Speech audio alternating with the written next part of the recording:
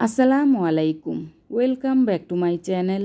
আজকে আমি উস্তা বা উচ্ছে দিয়ে শোল মাছের ঝোল রান্না করে দেখাবো। এইভাবে যদি উস্তা দিয়ে শোল মাছের ঝোল রান্না করেন তাহলে দেখবেন খেতে কিন্তু অসম্ভব মজার হবে। আশা করি আমার আজকের রেসিপিটাও আপনাদের কাছে ভালো লাগবে। আর যদি ভালো লেগে থাকে তাহলে অবশ্যই আমার চ্যানেলটাকে সাবস্ক্রাইব করবেন। তাহলে চলুন দেখে নেই উস্তা দিয়ে শোল মাছের ঝোল রান্নার পুরো প্রস্তুত প্রণালী। এর জন্য এখানে চুলায় একটা কড়াই গরম করে তার মধ্যে দিয়ে দিচ্ছি 2 টেবিল চামচ রান্নার তেল। তেল গরম হয়ে এলে তারপর দিয়ে দিচ্ছি 2টা পেঁয়াজ কুচি। আমি এখানে মিডিয়াম সাইজের 2টা পেঁয়াজ কুচি করে কেটে নিয়েছি। তারপর দিয়ে দিচ্ছি 5-6টার মতো কাঁচামরিচের ফালি। এখন আমি কিছুক্ষণ ভেজে নেব। গোল্ডেন ব্রাউন কালার করে ভাজতে হবে না, একটু নরম করে ভেজে নিলেই হবে।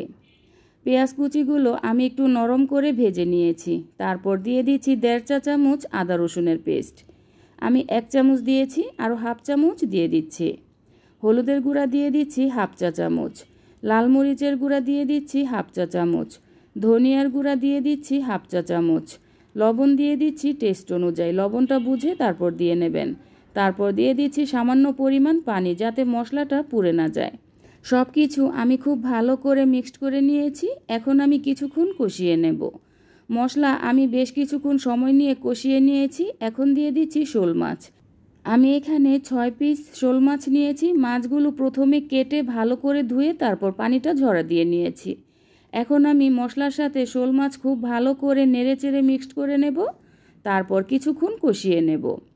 শোল মাছ আমি মশলার সাথে 5 থেকে 6 মিনিটের মতো কষিয়ে নিয়েছি। শোল মাছ ভালোভাবে কষিয়ে নেওয়া হয়ে গিয়েছে। এখন দিয়ে দিচ্ছি পানি। আমি এখানে 1.5 কাপের মতো পানি দিয়েছি। তবে আপনারা যে পরিমাণে ঝোল রাখবেন সেটা বুঝে তারপর পানি দিয়ে নেবেন। পানি দিয়ে খুব ভালো করে নেড়েচেড়ে মিক্সড করে নেব।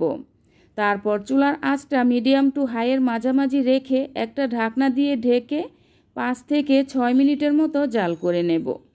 আমি প্রায় 6 মিনিটের মতো জাল করে নিয়েছি। আরেকটা কথা খেয়াল রাখবেন, উস্তাগুলো দেওয়ার আগে কিন্তু শোল মাছ খুব ভালো করে রান্না করে নিতে হবে। উস্তা দেওয়ার পর আর বেশিক্ষণ জাল করা যাবে না। আমি শোল মাছটা 6 মিনিটের মতো রান্না করে নেওয়ার পর তারপর দিয়ে দিচ্ছি উস্তা। আমি এখানে মিডিয়াম সাইজের 3টা উস্তা কেটে ভালো করে ধুয়ে পানিটা ঝরা দিয়ে নিয়েছি। এখন আমি মাছের উপরে ছড়িয়ে দেব। তারপর দিয়ে দিচ্ছি 5-6টার মতো কাঁচামরিচের ফালি। আমি কিন্তু এখানে লাল মরিচের গুঁড়াটা কম দিয়েছি আর কাঁচামরিচের পরিমাণটা বেশি দিয়েছি। এখন আমি ঢাকনা দিয়ে ঢেকে 2 থেকে 3 মিনিটের মতো জাল করে নেব। উস্তা দেওয়ার পর আমি প্রায় 2 মিনিটের মতো ঢেকে রান্না করে নিয়েছি। বেশিক্ষণ সময় নিয়ে কিন্তু ঢেকে রান্না করা যাবে না। তারপর দিয়ে দিচ্ছি ভাজা জিরার গুঁড়া। আমি প্রথমে হাফ চামচ দিয়েছি, তারপর আরও হাফ চামচের থেকে একটু কম দিয়েছি, তার মানে 1 চামচের থেকে একটু কম দিয়েছি। জিরার গুঁড়া দেওয়ার পর একটু নেড়ে চেড়ে দেব।